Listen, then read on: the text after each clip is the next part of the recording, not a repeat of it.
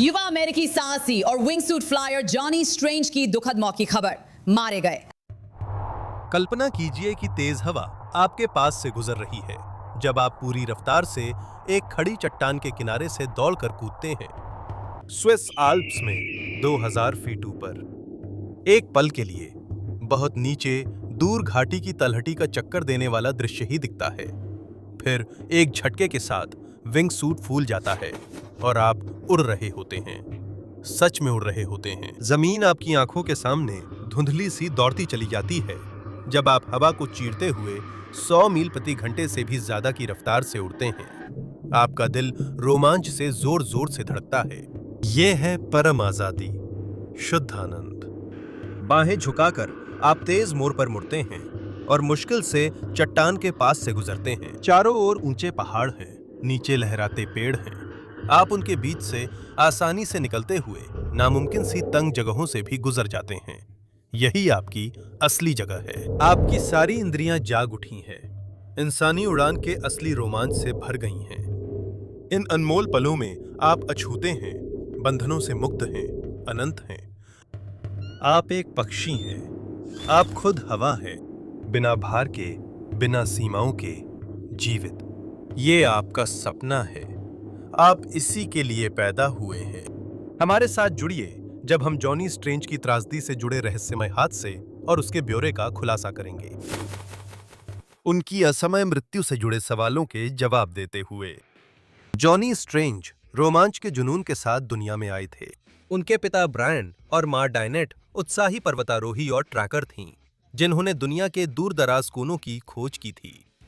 वे साहसिक रेसों में हिस्सा लेकर दूर दराज जंगलों में पैदल यात्रा, पर्वतारोहण, रैपलिंग व कयाकिंग करते थे। दोनों ने मिलकर एवरेस्ट चढ़ाई थी। जॉनी का साहसिकता के प्रति जुनून और सीमाओं को पार करने की चाहत उसके माता-पिता से गहराई से जुड़ी हुई थी, जिन्होंने अपनी बेचैन आत्मा और जोखिम उठाने की प्रवृत्ति उसे दी थी। बचपन से ही उसने आसमान में उड़ने और बादलों को छूने का सपना देखा था।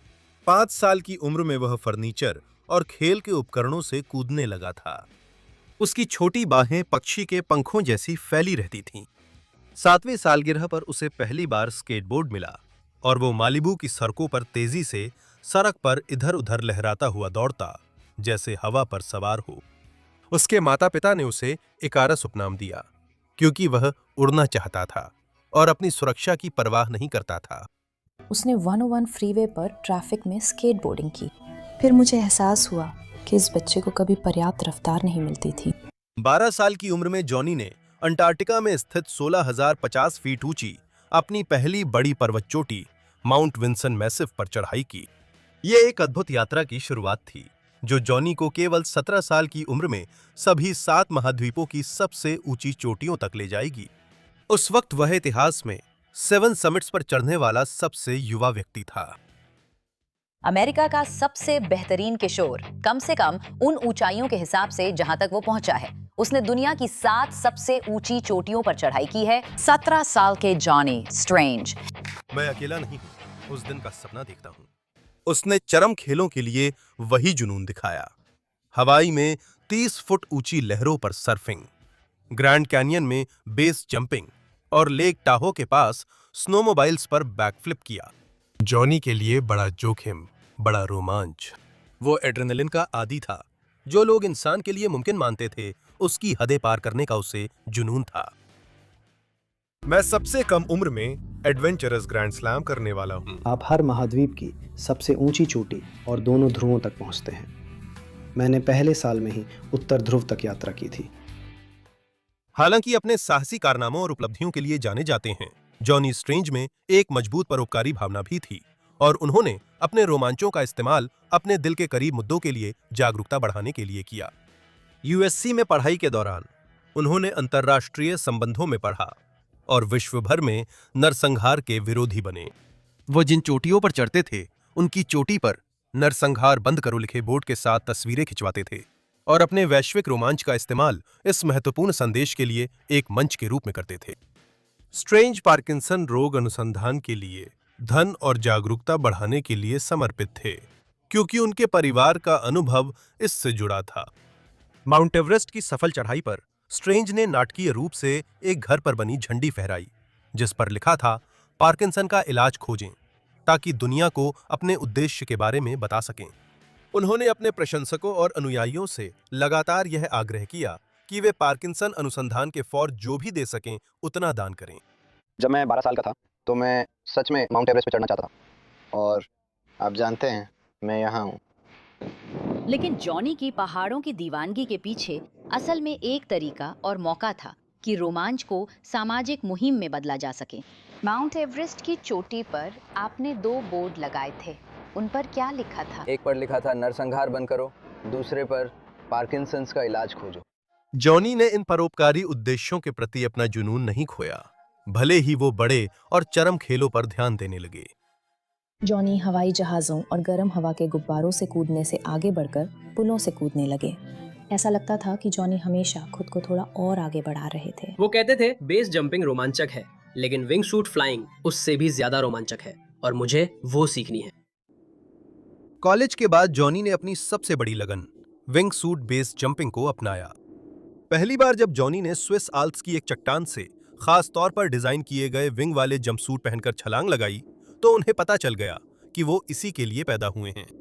जैसे ही जॉनी ने किनारे से कदम रखा और घाटी की ओर 100 मील प्रति घंटे से भी ज्यादा की रफ्तार से गिरने लगे, कपड़े के पंखों ने हवा पकड़ ली और उन्हें असली उड़ान का एहसास हुआ। जॉनी अब सिर्फ उड़ने का सपना देखने वाला लड़का नहीं रहा था, बल्कि ऐसा नौजवान बन गया था जिसने अपना सपना सच कर लिया था। वो हवा में उड़ रहा था, पहाड़ पास से धुंधले गुजर रहे थे। जॉनी ने खुद को आजाद महसूस किया। अगले वर्षों में जॉनी ने दुनिया भर में 500 से ज्यादा विंगसूट बेस जंप किए। अपने हेलमेट पर गोप्रो लगाकर जॉनी ने जब वह चट्टानों के पास से तेजी से गुजरा और सुई जैसी दरारों से निकला, तब अपने नजरिए से दिखने वाली चकरा देने वाली फुटेज रिकॉर्ड की। उनके वीडियो देखकर ऐसा लगता है जैसे आप उड़ रहे हों। विंगसूट बेस जंपिंग शायद दुनिया का सबसे खतरनाक एक्सट्रीम स्पोर्ट है। 90 के दशक के अंत से अब तक करीब 300 एक्सट्रीम स्पोर्ट्स पायलट्स की मौत हो चुकी है। ये सूट पंख तो देते हैं, पर उठने की ताकत नहीं।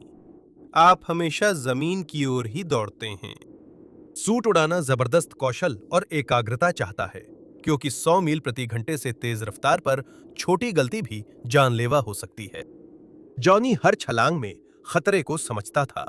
उसके परिवार और दोस्त उसे अक्सर चेताते थे कि एक दिन उसकी किस्मत साथ नहीं देगी। जॉनी पूरी तरह जिंदगी जीने को समर्पित था और खतरे के बावजूद अपने जुनून का पीछा करता था। उसने कहा, जिस दिन डर मुझे अपने सपनों का पीछा करने से रोक देगा, उस दिन मैं पहले ही मर चुका होऊंगा। वो बताता कि ये कितना खतरनाक है और मुझे वीडियो दिखाता, लेकिन मैं कभी नहीं देखती थी। मैं उन्हें देख ही नहीं पाती थी। 30 सितंबर 2015 को जॉनी स्ट्रेंज स्विस आल्प्स में विंगसूट जंप की तैयारी कर रहा था। उस दिन तेज हवाओं का पूर्वानुमान था, जो आदर्श स्थिति नहीं थी। उसके कुछ साथी जंपर्स ने ऊंची पहाड़ी घाटियों में घूमती खतरनाक हवा की धाराओं से सतर्क होकर अपनी योजनाबद्ध उड़ानें रद्द करने का फैसला किया। लेकिन जॉनी बिना डरे रहा।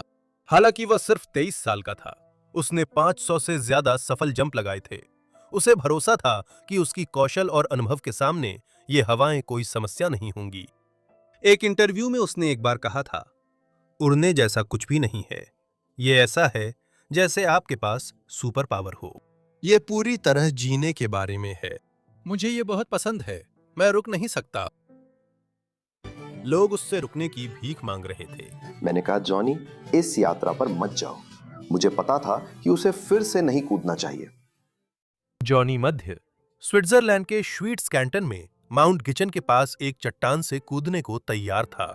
स्विस आल्प्स में स्थित माउंट गिचन समुद्र तल से 6418 फीट की ऊंचाई पर है। जिस खुले चूना पत्थर की चट्टान पर जॉनी खड़ा था, वो नीचे की तीखी चढ़ाई वाली घाटी से 2000 फीट से भी ज्यादा ऊंचाई पर एक लॉन्चिंग पॉइंट प्रदान करती है। हालांकि पहाड़ की स्थिति के कारण खतरनाक ऊपर उठने वाली हवाएं और हवा की दिशा और रफ्तार में अचानक बदलाव आम घटनाएं हैं। दुर्घटना के दिन मौसम रिपोर्ट के मुताबिक हवा की गति शायद 65 मील प्रति घंटा से अधिक थी। चट्टान के किनारे खड़े होकर चारों ओर फैली बर्फ से ढकी शानदार चोटियों को देखते हुए जॉनी आगे आने वाली रोमांचक उड़ान के लिए उत्साह से भर उठा था। उसने अपने हाथ फैलाए, कपड़े के पंखों को हवा पकड़ते महसूस किया। फिर उसने आगे की ओर झुककर खुले आसमान में छलांग लगा दी और हजारों फीट नीचे घाटी की ओर गिरने लगा। हवाएं उम्मीद से कहीं ज्यादा खराब थीं। ऊपर नीचे उठती हवाओं ने उसे झकझोर दिया, जिससे अपनी दिशा नियंत्रित करना लगभग नामुमकिन हो गया। जॉनी जब पहाड़ की ढलान पर तेजी से जा रहा था, विंगसूट झोंकों में फंस गया और पूरा नहीं फूल पाया। वो अनुभवी जंपर था, पर अप्रत्याशित हवाएं और चट्टानी किनारे की भू आकृति जानलेवा साबित हुई। स्थिर उड़ान हासिल करने में असमर्थ जॉनी ने अपने जंप के लगभग 10 सेकंड बाद माउंट गिचन की कठोर चट्टान से टकरा गया। वो कठोर चट्टान और बर्फ से टकरा गया और टकराने के साथ ही गंभीर चोट के कारण उसकी तुरंत मौत हो गई। जॉनी स्ट्रेंज सिर्फ 23 साल का था। जॉनी की मौत की खबर ने एक्सट्रीम स्पोर्ट्स समुदाय समेत सभी को झकझोर दिया। हालांकि बहुतों को डर था कि जॉनी के द्वारा उठाए गए खतरनाक जोखिमों के कारण ऐसा दिन आ सकता है, फिर भी ये उन सभी के लिए दिल तोड़ देने वाला था जिनकी जिंदगी पर उसने असर डाला था। जॉनी के घर के पास जूमा बीच पर पेडल आउट मेमोरियल हुआ, जिसमें सैकड़ों दोस्त, परिवार और साथी साहसी लोग उसकी यादों को साझा करने और उसे अलविदा कहने जुटे, जिसने 23 साल में जिंदगी उतनी बेखौफी से जी जितनी ज्यादातर लोग पूरी उम्र में भी नहीं जी पाते। 80 मिनट की documentary Johnny Strange born to fly उसकी अनोखी जिंदगी और दुखद मौत की कहानी दिखाती है। मालिबू फिल्म निर्माताओं ने डिस्कवरी चैनल के एलिवेशन वीकेंड प्रोग्राम के लिए स्ट्रेंज पर शॉर्ट फिल्म बनाने की योजना बनाई थी। उन्होंने मालिबू में स्ट्रेंज के साथ एक शुरुआती इंटरव्यू फिल्माया था, ठीक उस समय जब वो स्विस आल्प्स की अपनी उस मनहूस यात्रा पर रवाना होने वाले थे। स्ट्रेंज की मृत्यु के बाद उन्होंने उनके असाधारण जीवन पर पूरी लंबाई की डॉक्यूमेंट्री बनाने का फैसला किया। उन्होंने उनकी कहानी के लिए परिवार, दोस्तों और साहसी लोगों का इंटरव्यू लिया। यह डॉक्यूमेंट्री ये खोजती है कि उन्हें चरम रोमांच की निरंतर तलाश के लिए क्या प्रेरित करता था और उनके जीवन को पूरी तरह जीने के अडिग जुनून से कौन-कौन से सबक सीखे जा सकते हैं। My name is Johnny Strange, and I'm a wingsuit base jumper.